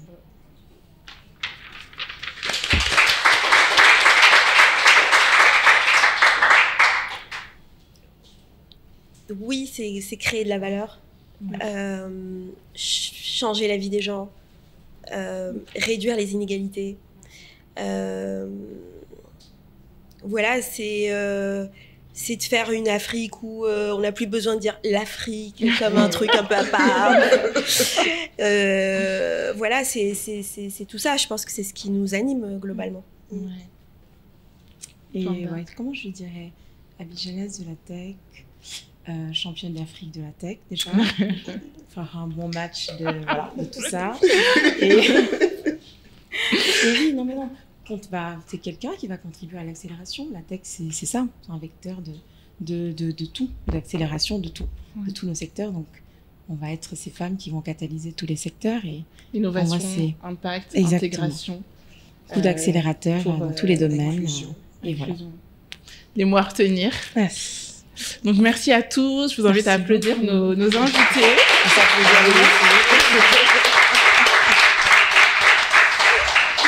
Et maintenant, on va prendre quelques questions si vous en avez pour mesdames. Profitez-en. Vous avez vu, elles ont un beau parcours très riche de différentes expériences. Donc, c'est vraiment le moment d'en profiter à ceux qui souhaitent. Bonsoir mesdames. Je suis consultante en transformation digitale. Et ma question remonte au tout début de votre entrevue et concerne donc l'agressivité. Je vais vous poser une question qui peut-être fait mouche, mais qui, à mon sens, a sa part de vérité. Est-ce que vous pensez qu'on a plus de femmes qui sont en poste de direction parce qu'il faut des femmes en poste de direction et que derrière, ce sont des hommes qui dirigent, qui influencent? Parce que j'en connais, pour avoir été quand même dans l'écosystème de direction, je sais qu'est-ce que c'est. Ce sont des hommes qui prennent des décisions, mais ce sont des femmes qui sont au pouvoir. Est-ce que vous pensez que c'est une réalité? Quelles sont vos réalités personnelles à vous? Et puis, comment est-ce qu'on navigue dans un écosystème où j'ai envie de dire les deux sont Belle question. Elle est dangereuse. Je vois la peau de banane. Et j'ai envie de te dire, et donc là, je vais sortir de ma peau qui porte une marque. D'accord? Je pense que ce que tu décris est réel. Je pense qu'effectivement, dans certains écosystèmes, dans certaines entreprises, ça reste encore la réalité de certaines femmes qui sont mises au devant. Cela étant, je pense qu'aussi c'est... Alors, je ne veux pas dire que c'est intimement lié à leur posture, mais ce genre de situation, ça s'influence. Ça s'influence, ça se nourrit. Et quand on laisse faire, on y contribue. Donc, je vois aussi qu'il y a des évolutions. Franchement, je côtoie des femmes fortes qui dirigent vraiment leur société. Quand on est dans un grand groupe, il faut savoir qu'on ne dirige jamais toute seule une société. On a un board, on a des actionnaires, il y a tout un écosystème qui est aussi autour de la prise de décision. Donc, il ne faut pas s'arrêter aux biais qui nous semblent apparents, parce que c'est toujours des situations beaucoup plus délicates et plus complexes. Donc, c'est très nuancé. Je pense que dans notre culture, et notamment, même moi, ça m'est arrivé, encore une fois, ça fait 12 ans, donc ça fait que 4 ans et des poussières chez Uber. Il y a eu des moments où tu as envie que l'autre pense que c'est son idée, parce que ça arrange la situation. Voilà. C'est une astuce, mais c'est une posture que je sais prendre quand il faut la prendre. Il faut savoir ce qu'on veut. Voilà. Ouais. Alors là, je suis complètement d'accord sur cette intelligence situationnelle qu'il faut avoir. en fonction des contextes, il peut y avoir effectivement des moments où soit on va se laisser influencer, soit on va penser que pour le bien de l'entreprise, on va, je dirais pas s'écraser, mais on va laisser passer, on va dire cette fois-ci je vais laisser passer. Et puis il y a un élément majeur que Marjorie a cité, c'est que l'entreprise appartient aux actionnaires. L'entreprise appartient aux actionnaires et donc il y a les actionnaires, il y a les partenaires et il y a le marché. Et ce que je disais tout à l'heure, c'est de trouver cet équilibre en fait multidimensionnel. Et voilà, donc oui, il peut arriver que les décisions soient contextuelles, je dirais. Indépendamment du genre, hein, que ce soit un homme derrière ou voilà, contextuel, tout simplement. Je pense que vous avez tout dit. Elles ont parfaitement tout dit. Enfin, là-dessus et encore après. En tout cas, je veux espérer aujourd'hui qu'on n'est plus à une ère où on met des femmes en vitrine. Peut-être ça existe, comme Marjorie disait. C'est totalement malheureux et ça va à l'encontre de tout ce qu'on est en train de construire. Donc, super dommage. Donc, si vous avez des organisations comme ça, dénoncez-les. Faites-le savoir. Say it out loud parce que non, c'est tout ce qu'on veut éviter d'avoir. Enfin, c'est pas l'idée. On ne veut pas être des vitrines. Enfin, on dirige pleinement, mais avec, comme Marjorie et Selma l'ont dit, un set de gens qui ont leur parole et leur mot à dire dans la décision. Parce qu'heureusement qu'on ne dirige pas seul. Hein. Parce que sinon, enfin, on se retrouverait dans... Quand ça marche très bien, quand ça marche pas, après c'est compliqué. Quand on prend les mauvaises décisions. Enfin, donc oui, s'il y a des organisations comme ça, faut qu'on les dénonce parce que c'est tout ce qu'on ne veut pas que d'avoir des femmes vitrines pour cocher des métriques de 80% de femmes dans le top management. C'est tout ce qu'on ne veut pas aujourd'hui. Donc ouais. Ça répond à la question. On a d'autres questions?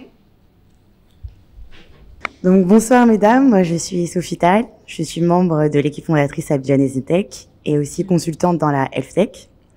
J'avais une question à vous poser. Donc tout à l'heure Marjorie, tu as mentionné le fait qu'à un moment dans ta carrière, tu as voulu avoir du coaching et du mentorat.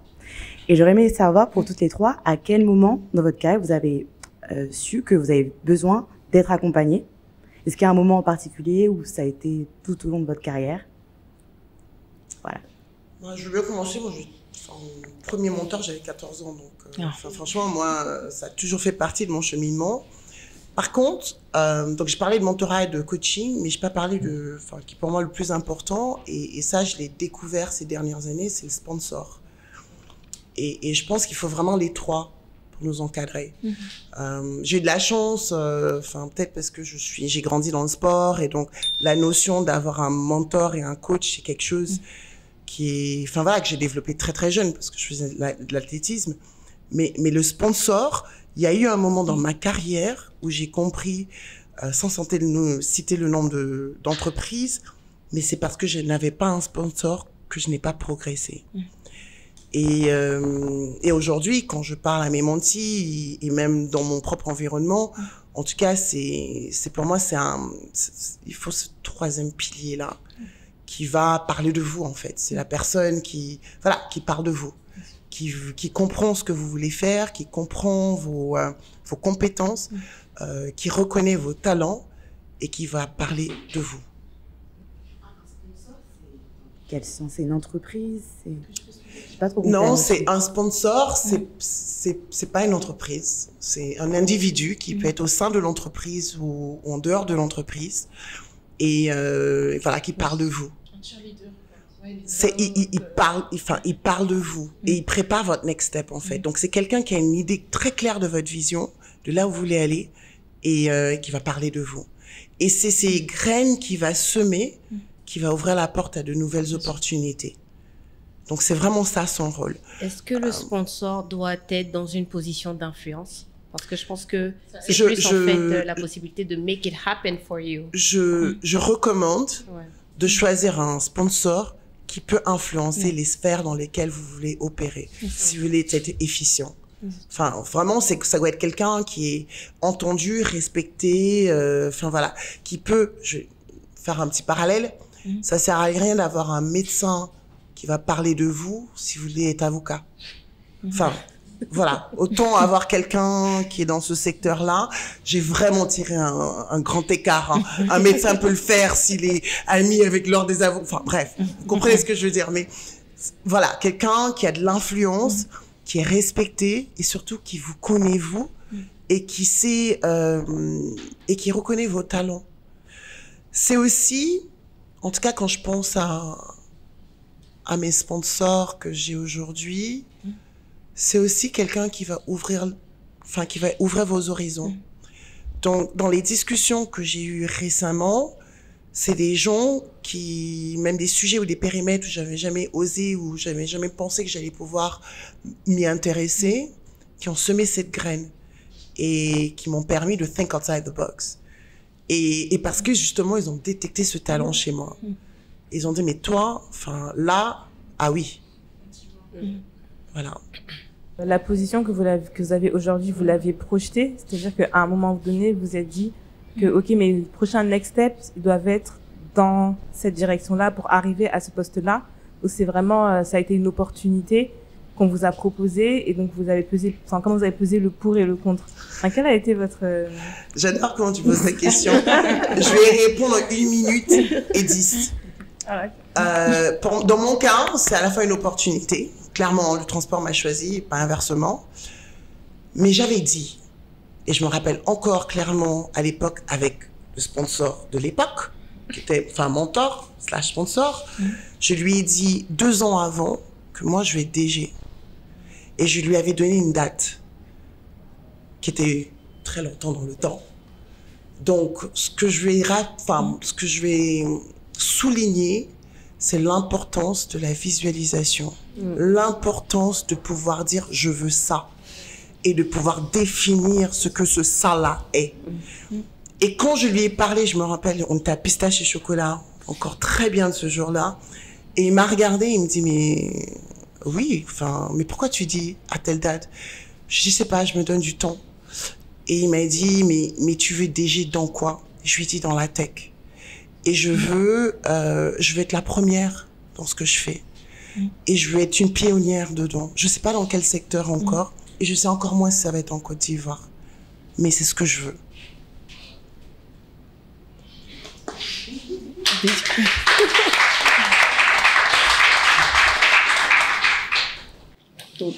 Le début, la première question, c'était le mentorat, enfin à quel moment? Ok, ouais. Moi, je pense que j'ai eu un mentor qui était mon père depuis toute petite. Parce que je lui ai raconté à peu près toutes mes journées, tous les soirs. Et après, dans le monde de l'entreprise, c'est encore plus... Enfin, c'est primordial d'avoir un mentor sponsor. Parce que justement, pour avoir cette visibilité, parce qu'on sait très bien que les postes, c'est pas forcément à l'ARH que ça se passe, parce que il y a besoin de quelqu'un qui va faire votre promo, en fait, qui va dire mais pourquoi pas Marjorie, mais tu sais, elle est comme ça, nanana, t'as pas vu l'autre fois, hein, etc. etc. Donc, quand on sort des grands groupes, c'est plus complexe parce que là, c'est aussi le réseau, en même temps trouver le bon mentor, le bon sponsor, etc. Ça se fait beaucoup quand même dans le réseau. Moi, j'ai encore des mentors aujourd'hui, mais qui sont dans la banque. Pourtant, ils n'ont rien à voir avec le monde de la tech, mais j'estime que ce sont des personnes qui me connaissent bien, qui m'ont vu évoluer et qui peuvent avoir un avis pertinent. Et ils ont une expérience que je respecte. Et voilà. Quand on rentre dans l'entrepreneuriat, c'est une autre sphère. C'est un peu plus difficile. Parce que quand vous allez vouloir échanger avec des gens qui font la même chose que vous, soit c'est des concurrents, clairement. Soit ils vont pas forcément comprendre vos difficultés parce que on fait face à des choses quand même, à des difficultés assez spécifiques. Et là, on peut se sentir très, très seul. Vraiment, on peut avoir des vrais grands moments de solitude. Donc oui, le mentorat, c'est important. Après, je ne pense pas que ça soit toujours nécessaire, que ce soit des personnes qui soient vraiment dans votre secteur. C'est mieux. Mais c'est cette confiance que vous allez ressentir vis-à-vis de cette personne. Parce que c'est là la puissance. Par rapport à la visualisation, moi, personnellement, c'était ces changements de perspective. Et c'était pas forcément une position, mais c'était un rôle, plus que la position en elle-même. Après, il se trouve que, bon, ça s'est traduit comme ça. Mais oui, c'est important d'avoir cette clarté. Ce qui est difficile, c'est déjà d'avoir la clarté pour pouvoir la visualiser. Ouais. Et ça demande, on revient à cette écoute de soi. Qu'est-ce qu'on aime faire? Qu'est-ce qu'on a envie de faire? Qu'est-ce qui fait que le matin, on a envie de se lever? Aussi, qu'est-ce qui va réellement faire que mon quotidien va me correspondre? Je vais me sentir complètement alignée. Et ça, il faut être à l'écoute de soi, il faut avoir cette clarté. Et puis après, effectivement, oui, visualiser, c'est le step d'après. Oui. Et Sophie, pour répondre à ta question, dans mon cas, comme je l'ai dit tout à l'heure, j'avais pas encore de mentor officiel, j'en cherche encore. Je réfléchis et depuis le podcast que j'ai fait avec Malik, ça me fait réveiller quelque chose où je me dis, c'est le moment. Mais aussi, je pense que ce que je vivais aussi me faisait croire que c'était le moment. Je pense que les filles l'ont dit, c'est quand les difficultés aussi s'accentuent, en tout cas dans mon cas, avec ce projet entrepreneurial, cette aventure entrepreneuriale, on se dit, c'est pas similaire à ce qu'on avait l'habitude de résoudre dans des organisations plus grandes où les problèmes étaient mieux répartis, on va dire. On s'est condensé en une personne. On se dit, bon, on a besoin d'être supporté par un mentor, un sponsor dans certains cas, en tout cas, quelqu'un qui nous accompagne, peut prendre du recul, de la hauteur par rapport à ce qu'on dit, nous permet de faire notre introspection, de nous projeter, de nous aider dans ça. Donc, je pense que moi, c'est arrivé, cette dernière année où il y a tellement de difficultés, mais on va dire c'est de bonne guerre. Après, on l'a choisi. Et donc, c'est ce moment où je me dis non, c'est important. Je pense que c'est important pour aller plus vite avec des gens qui ont plus d'expérience, qui sont peut-être passés par là, qui ont peut-être vu des gens passer par là et qui peuvent apporter leur expérience pour aller plus vite. Parce que l'idée, c'est pas de réinventer la roue, de refaire. Les solutions sont certainement là, ou peut-être en nous, il faut juste quelqu'un aussi pour nous les faire voir. Et voilà, donc moi je pense que c'est dernièrement que je sens la nécessité d'avoir un mentor. Juste, vas-y. Non, je voulais juste dire, en fait, à vous entendre, c'est comme si c'était vraiment tellement facile. Ok, j'ai décidé, je vois cette personne, je l'aime bien, je l'admire, je veux que cette personne soit mon mentor, donc je vais. Mais réellement, comment ce genre de relation-là se tisse, que ça soit au niveau du mentorat ou même au niveau du sponsorship. Je pense que quand tu travailles avec la personne, c'est beaucoup plus facile parce que la personne a de quoi en fait utiliser. Par exemple, dans le cas de votre parcours entrepreneurial, où vous devez sortir quand même out of your comfort zone, comment développer ces relations-là? Alors, peut-être je laisserai, du coup, celles qui ont la chance de d'avoir ces mentors, de dire comment...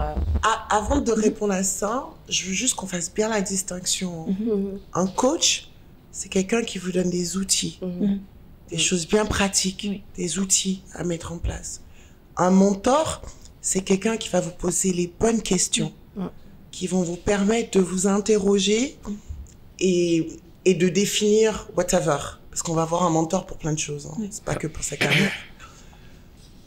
Et un sponsor, je répète, c'est quelqu'un qui parle de vous. Donc, c'est important de bien choisir les trois. Super important. Moi, en tout cas, dans mon cas, et pour rejoindre Selma, ça n'a pas toujours été des gens avec qui qui sont dans mon secteur ou avec qui je travaille. Mais ils avaient quelque chose que je voulais récupérer chez eux, ou apprendre. Les coachs, typiquement, c'est des... Coach, c'est un peu plus délicat pour moi. Enfin, je lis beaucoup de développement personnel, donc les outils sont dedans. Donc, ça aide. Mais on peut avoir un coach qui nous aide ou qui définit des outils, qui nous aide à les faire. Ou dans des coachs même de gestion de vie, etc. Bon, enfin, voilà. Pour mes mentors, dans les choix et comment je vais vers eux, en fait, je les étudie beaucoup en amont. Enfin, c'est un peu glauque, je sais. mais en vrai, enfin, pour que ma demande puisse résonner, il faut qu'ils comprennent que je veux vraiment travailler avec lui ou elle. Et donc, la méthode que moi j'ai utilisée, c'est que beaucoup d'observations, énormément d'observations, au point où j'étais en mesure de dire, ok, bah, chez cette personne, il y a telle aptitude que je veux. Et je vais avec une demande très précise. Je pense que sur 5 essais, j'ai dû réussir 3 fois sur 5. Mais les 2 rejets que j'ai eus, c'était peut-être le timing n'était pas le bon pour cette personne-là.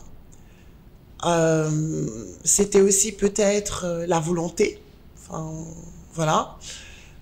Et ce que je peux dire, c'est qu'il n'y a pas de science exacte dans l'approche. Parce que moi, ma méthode, c'est vraiment de dire je veux ça. Après, effectivement, quand ils sont bienveillants, enfin, quand ils ont été bienveillants à mon égard, on a pu construire autour et développer. Aujourd'hui, il n'y a pas un mentor que j'ai eu dans ma carrière qui n'est pas aujourd'hui quelqu'un à qui je parle au moins une fois par an. Enfin, à minimum. Je pense aussi, ce qui est super important, c'est qu'on évolue en tant que personne. Et un mentor qui est juste à un moment donné dans votre carrière ne le sera peut-être plus un an plus tard, parce que vous allez évoluer. Et il faut avoir aussi cette capacité de dire, ok, bah, you've done your job. Et puis je passe au prochain. Et ça aussi, parce que bon, enfin, ce sont des relations qui peuvent être percutantes, je vais dire ça comme ça, où on développe un attachement à cette relation-là. En tout cas, à ce qu'on reçoit durant cet échange. Que ça soit un échange régulier ou une fois par an, peu importe. Et donc, ça peut être difficile de se dire que j'ai grandi et je passe à la prochaine personne ou je vais chercher la prochaine personne qui va m'accompagner. Dernier truc que je vais dire dessus, c'est que on peut pas trouver tout chez un mentor. On va pas tout retrouver. On va retrouver certaines aptitudes, on va retrouver une trajectoire qui nous inspire, et donc ne vous limitez pas à une personne. Enfin, vraiment, décomposer les choses, c'est comme, enfin, je sais pas, c'est comme en algèbre. Enfin, décomposer. Voilà. Et attaquer chaque variable. Il faut admirer son mentor. Est-ce que tu penses qu'on a besoin d'admirer son mentor? Admirer, c'est fort. Ah oui. Ok. Mais ce que je veux dire, c'est qu'il faut savoir reconnaître ce qu'il peut apporter. Donc, effectivement, ça peut aller jusqu'à de l'admiration, on est d'accord. Mais c'est pas incontournable. En tout cas, pour moi, ça n'a pas été incontournable. Surtout, c'est les questions d'aptitude. Enfin, c'est pas incontournable. Mais c'est reconnaître que cette personne-là, ah, ok, j'ai quelque chose à apprendre d'elle. Donc, avant de dire, je suis suffisamment humble, je me connais suffisamment bien pour dire que ça, là, il faut que je travaille dessus. Et cette personne-là a un plus en plus que moi. Ok. Voilà, pour moi. D'accord. Claire. Alors, je ne vais pas rallonger le débat. J'ai, on va dire, 2-3 questions. La première, pour vous, Salma. Comment on se réadapte, enfin, comment on s'adapte à une vie dans une boîte, une start-up, quand on a fait 17 ans dans un groupe aussi mécaniste que la Société Générale. et surtout, qu'est-ce qu'on tire de cette culture-là et qu'on ramène en start-up et qui nous permet d'améliorer aussi les processus en start-up. Sur la question du mentorship et du sponsorship, bon, ça s'invente pas, j'ai un podcast qui s'appelle Choose a Mentor. Mais est-ce que je finis par comprendre, moi, ou en tout cas par mettre du côté de croire que on ne choisit pas son mentor, c'est le mentor qui choisit. Et vous êtes à une position où aujourd'hui vous êtes en position de choisir vos mentees. Si c'est le cas, qu'est-ce que vous regarderez pour choisir vos mentees? Quelles seront les aptitudes? Qu'est-ce que vous choisirez chez ces personnes-là? Et dernière question, je ne sais pas si vous aurez le temps de répondre à celle-là, ou quel cas c'est pas très grave. De loin, on ne voit que les cathédrales, donc c'est-à-dire que ce qu'on bâtit de grand au sein des entreprises, c'est ce qui nous permet d'avoir aussi des sponsors. Quelle cathédrale avez-vous bâti dans vos différentes organisations pour qu'on vous voit et qu'on vous mette à votre position? Alors, comment on fait pour passer, après 17 ans, d'un grand groupe vers de la start-up? Moi, mon plus grand défi, ça a été mon mindset. C'est une transformation assez profonde qui m'a demandé beaucoup d'investissement personnel.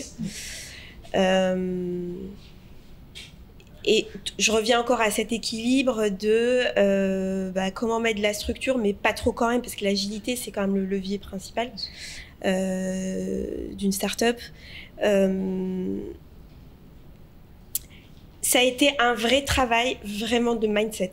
Ce ne sont pas d'autres aptitudes que ça. Je n'ai pas l'ADN d'un entrepreneur. Je ne l'aurai jamais. L'exercice a été de comment je peux mettre à profit ce que j'ai appris à faire dans un environnement qui m'a tout appris. Comment est-ce que je peux le mettre à profit pour... Moi, je suis arrivée dans un contexte où on devait faire naître un produit on devait faire naître Push dans sa forme du produit commercial pour tout le monde, de la carte du producteur, etc. Donc, on a eu énormément de pression, très peu de temps pour prouver qu'on avait notre place sur le marché. Donc, j'ai arrêté de me dire je suis pas entrepreneur, je connais pas le monde du mobile money, j'ai jamais été en start-up, blablabla, parce que finalement il y avait des gens, et Steven qui maîtrisaient parfaitement tout cela, et je vais faire ce que je sais faire et je vais essayer de le faire le mieux possible, de la manière la plus adaptée. Et le moment où j'ai arrêté de me poser des questions, où j'ai arrêté d'avoir peur aussi, c'est là que les choses ont été beaucoup plus simples pour moi. Donc je dirais, c'est un virage qu'il faut... Je sais pas s'il faut le réfléchir, parce que moi, pour le coup, je savais que je voulais changer, mais ma décision s'est prise très rapidement. En revanche, ça m'a demandé énormément de travail sur moi-même, pour me connaître mieux connaître mes limites, ce sur quoi je devais travailler. Typiquement, les mentors, quel type de personnes. Mais moi, je fréquentais pas forcément des entrepreneurs. Il fallait que j'en fréquente plus, que je comprenne plus leur manière de fonctionner. Et puis, plein de petites habitudes. Célébrer les petites victoires, c'est un truc que je faisais jamais. Et quand on est en start-up, c'est nécessaire, parce que sinon, on est déprimé, quoi. Le fait de toucher à tout. Je pense que dans l'entreprise, à part le ménage, je fais à peu près un petit peu de tout là où je peux.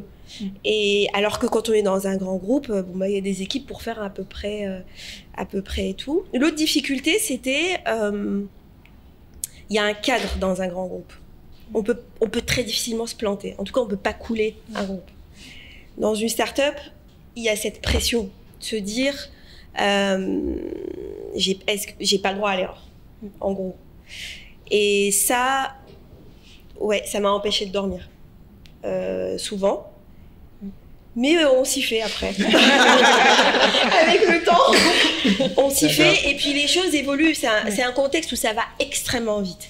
Ça va 20 fois plus vite que ce que j'ai pu connaître dans la banque. Donc en fait, on grandit beaucoup plus vite. Ça, c'est évident. Et une fois que... Ça y est, on a sorti le produit, on a un client, 2 clients, on a une croissance, tous les mois on voit que... Et puis après, ça y est, on a cette adrénaline et puis on rentre dans cet engouement, j'ai envie de dire, et plus on avance, plus on a envie. Donc voilà, je dirais que c'est pas du tout impossible. Enfin, franchement, pour toutes les personnes qui ont envie de se reconvertir, il faut en avoir envie, faut pas avoir peur d'être en situation d'inconfort, Mais moi, j'avais envie d'apprendre encore. Et apprendre et être dans le confort, ça va pas ensemble. Donc voilà, c'est un choix que j'ai fait et je l'assume.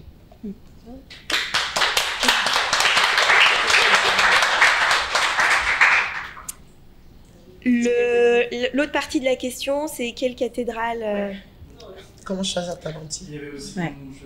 Comment je choisis mes mentees? Alors, mon premier vrai projet de mentoring, j'étais encore à la banque. C'était via Jeune Afrique. Et je n'ai pas choisi ma mentee. Et je suis tombée sur quelqu'un avec qui j'ai noué une relation assez forte. Et je pense qu'aujourd'hui, on se nourrit mutuellement et on est vraiment d'égal à égal. Et je trouve ça génial. C'est ça aussi le mentoring, c'est pas forcément... c'est bidirectionnel. Ce qui a été important pour moi, c'est que lorsque je l'ai rencontré, ça a cliqué. Donc c'était super. J'avais pas d'effort particulier à fournir pour me dire comment on va faire pour échanger, qu'est-ce que je vais. Donc le mentoring, c'est une relation bidirectionnelle. Donc oui, ça doit être dans les deux sens. Sinon, ça ne fonctionne pas. Soit il y a trop d'attentes et en face, il n'y a rien, ou vice-versa. Donc, aujourd'hui, comment je choisirais? Moi, j'irais vraiment au feeling, je pense. Au feeling, il faut quand même qu'on soit aligné sur quand même les valeurs, sur le projet. Mais, ouais, j'irais vraiment sur le feeling, je pense. Et ensuite, la dernière question. Alors, dans mon ancienne expérience, j'ai fait beaucoup de projets. Et il y a eu un moment où je me suis un peu spécialisée dans le fait de monter des micro-salles de marché dans des pays émergents. Et c'est ce qui a fait un peu ma spécificité. Et je me rends compte qu'au final, c'était un peu comme de l'entrepreneuriat, mais très, très, très encadré. Et quand vous butez sur quelque chose, il y a toujours quelqu'un du groupe qui va vous dire voilà, c'est comme ça. Donc ça, c'était intéressant de pouvoir laisser ce legacy dans les différentes filiales du groupe où je suis passée.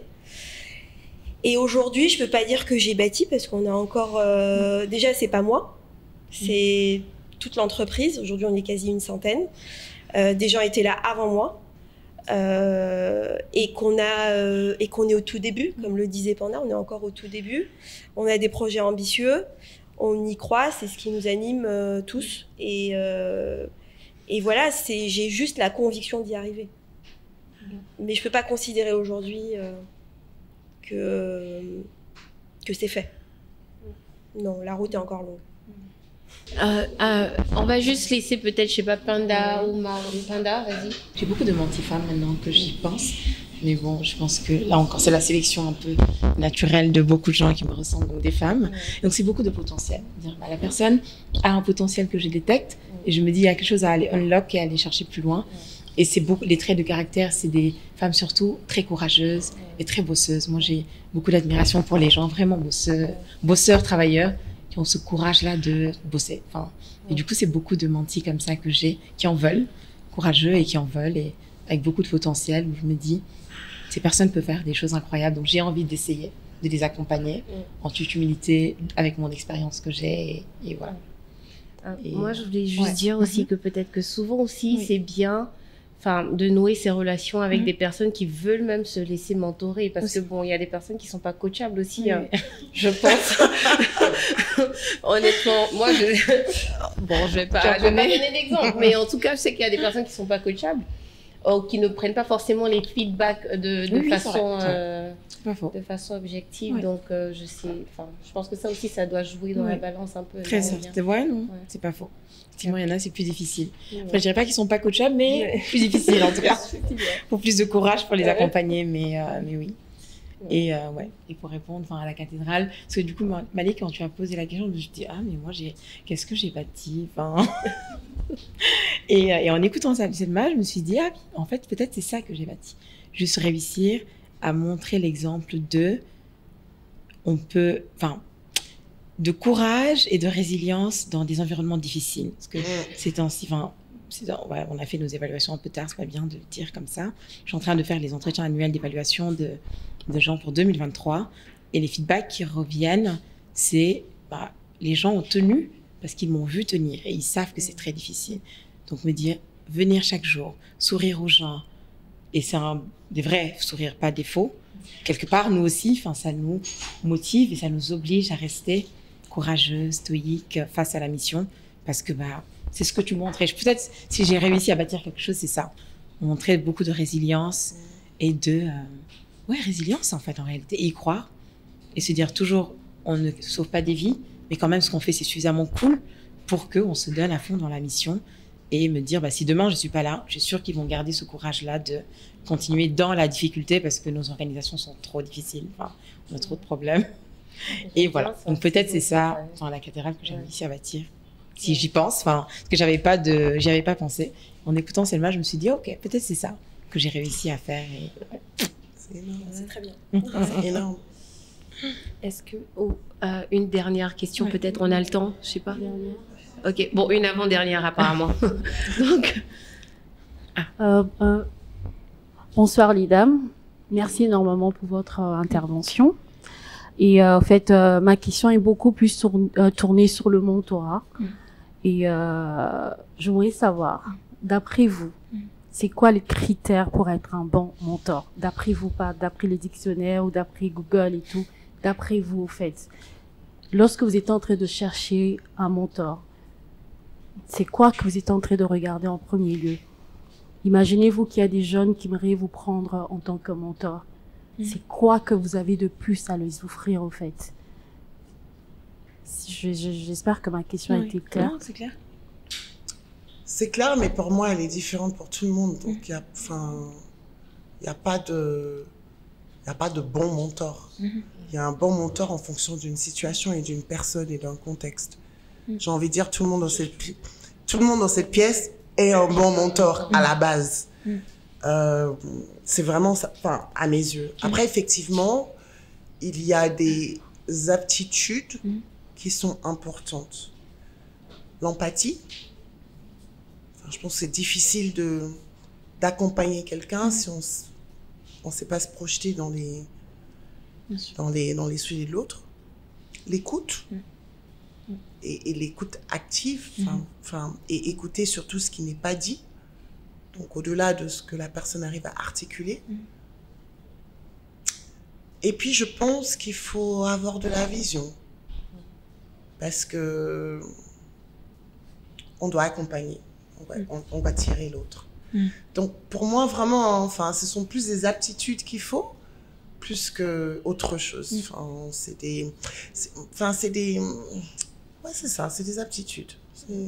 C'est des sensibilités. C'est ça.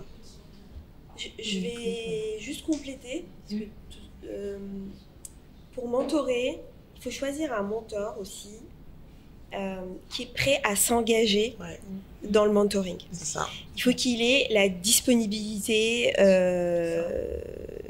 et mentale et au niveau de son agenda.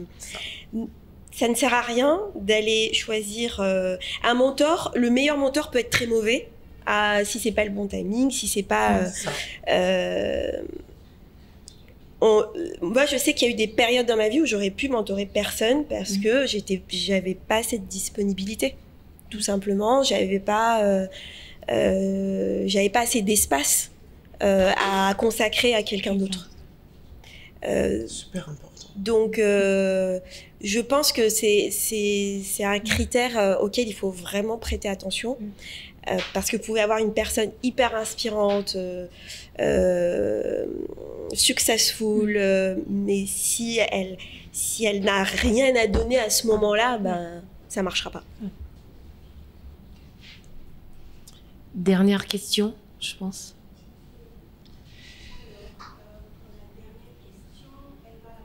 De Marjorie et de Penda, et c'est de savoir, étant donné que vous êtes principalement basé en Côte d'Ivoire, comment vous arrivez en fait à gérer à distance pour Marjorie qui a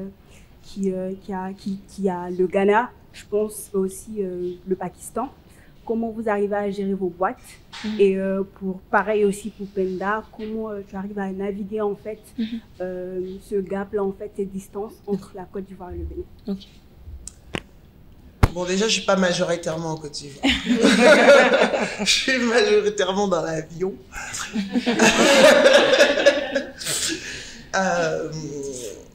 Non, écoute, on a des équipes. Enfin, moi, très différent de Selma. Hein. Je bosse quand même dans un grand groupe.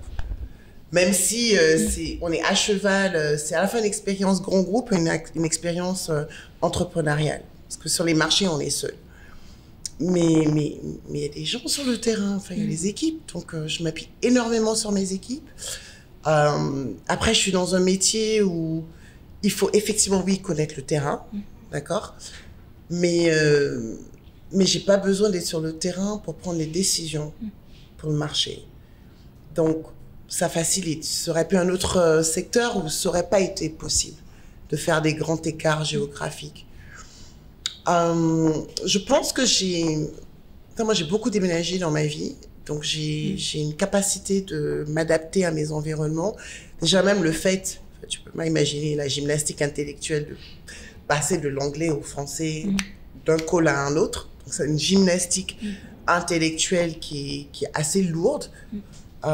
Mais j'ai eu de la chance d'avoir été presque préparée à avoir à changer de langue, mais de manière plus importante, de culture.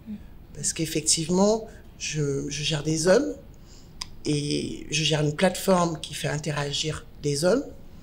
Et chacun de ces marchés a une culture différente.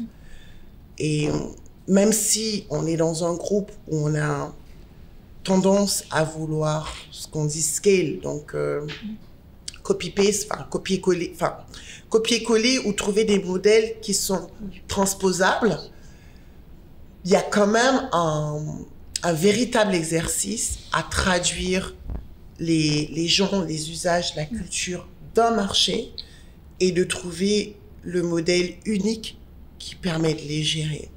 En toute franchise, je ne sais pas te dire mécaniquement comment je fais tous les matins. Mais ce que je fais, c'est que chaque pays que j'ai l'honneur d'accompagner a la même importance. Je regarde pas le chiffre d'affaires. Je regarde pas la volumétrie. Ce que je regarde, ce sont les gens, enfin, et notamment mes équipes, les besoins du moment, et je m'adapte à cela. Et puis finalement, l'humilité. Alors, je pense que quand tu te lèves tous les matins et puis que tu sais que bon, ce qui est devant toi, enfin voilà, tu baisses la tête, tu retrousses les manches et puis tu y vas, quoi. Puis si tu n'as pas tout bien fait à la fin de la journée, ben tu te frappes pas avec un marteau. Demain, tu feras mieux. Voilà. Oui. Et après, dans mon cas, en termes de géographie, moi, je vais être beaucoup moins complexe que Marjorie. Moi, le Bénin n'est pas trop loin. Et après, je pense qu'il y a des points où on se rejoint. C'est tout le cadre de gouvernance qu'on met en place, combien de fois on se parle, quelle instance. Parce que pour ceux à distance, à Côte d'Ivoire, je suis là, c'est relativement facile. Enfin, ils me voient plus que l'équipe au Bénin. Mais après, c'est la connexion. C'est les équipes déjà qu'il faut responsabiliser. Il faut qu'ils comprennent que c'est elles qui sont sur le terrain et donc qui sont maîtres en fait de ce qu'il y a à faire, les responsabiliser, avoir les bonnes personnes aux bonnes places. Bien entendu, dans des organisations comme ça, il faut avoir des piliers dans chaque pays, c'est super important. Et après, tout le modèle de gouvernance, quel comité, par quel canal on se parle. Moi, j'ai mon téléphone constamment à côté de moi. Les gens ont l'impression que je ne décroche jamais mon téléphone, mais il est toujours à côté de moi. Je vois tous les messages qui passent, je vois tout ce qui passe et je réponds relativement vite. Donc, ils savent que s'ils m'écrivent un WhatsApp, à 8h, je réponds. À 7h, je réponds. À minuit, je réponds. À 2h même, je réponds. Enfin, je suis beaucoup avec mon téléphone et je réponds relativement vite. En tout cas, souvent. Donc, les personnes à distance, elles savent qu'à tout moment, je vais pas rester une journée sans qu'ils aient de mes nouvelles ou sans qu'ils aient besoin de moi et sans qu'elles aient besoin de personne et que je ne réponde pas. C'est surtout le canal de communication qui le plus efficient par rapport aux personnes qu'on a dans les pays qu'il faut maîtriser, savoir comment les gens communiquent. Et et laisser la porte ouverte pour que l'info vienne et que parce qu'il y a la distance, il faut ouvrir le canal pour que les personnes viennent vous exposer les choses et qu'on n'attende pas le point de la semaine ou du mois pour découvrir des choses parce que on est dans des environnements où une semaine est beaucoup trop longue. Une semaine, c'est trop important pour nous. Enfin, c'est le quart du mois, c'est je sais pas, 1/12e du trimestre. C'est beaucoup. C'est trop important. Donc, tout se joue à une journée près. Donc c'est ça. Donc, et après, j'ai la facilité, bien sûr, d'aller à Cotonou, c'est 1 heure de vol. Et voilà, et parler aux gens, être connecté. Après la Côte d'Ivoire, je suis plus souvent là. C'est beaucoup plus facile de gérer, en tout cas, le pays étant ici, majoritairement.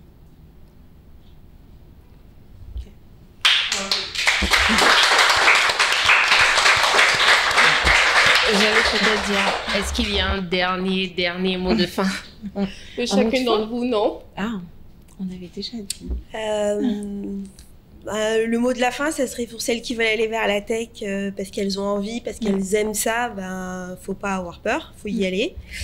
Quel que soit votre parcours, quel que soit votre âge, quel que soit si c'est quelque chose qui vous appelle, qui vous attire, allez-y. C'est quand même une histoire d'avenir. Voilà, il faut pas avoir peur de l'avenir, faut le provoquer. Allez-y. Penda, Marjorie? Non. Celles qui sont dans la tech, parlez-en. Voilà, parlez de ce que vous faites, éduquer, partager, traiter les biais, ou les incompréhensions, etc. Moi, je suis contente de voir qu'on fait de plus en plus d'événements en Côte d'Ivoire avec des femmes dans la tech et on prend le micro. J'ai envie de voir de nouvelles têtes aussi, et je sais qu'elles sont là. J'ai aussi envie d'apprendre de vos expériences, donc vraiment, voilà, osez et puis et portez votre voix très haut. Oui. Dernier mot. Nous mettre à la page. Je pense que la tech, ça va très très très vite et il faut qu'on soit aware de tout ce qui se passe et voilà, il faut qu'on continue à s'auto-former, se former, partager et nous mettre à la page parce que les choses vont très très très vite ailleurs. Et voilà. En tout cas, moi, quand je vois le groupe Abidjanese InTech, le groupe WhatsApp, et je vois tout ce que les femmes font, je me dis, mais c'est des pures tech, c'est incroyable. Je suis toujours, waouh, chacun crée un robot un jour, un autre truc. Et c'est incroyable, et c'est ça qu'on aime voir. Donc, il faut qu'on se documente, qu'on reste aware de tout ce qui se passe en tech, qu'on aille se former, surtout ça qui sera important, sinon on va louper des coches. Et c'est ça qu'il faut qu'on évite. D'accord. Donc, merci pour ce mot de fin. Merci à tous. Et c'était un plaisir. En tout cas, j'espère que vous avez appris de cette conversation, je dirais. Et au prochain épisode. Merci beaucoup.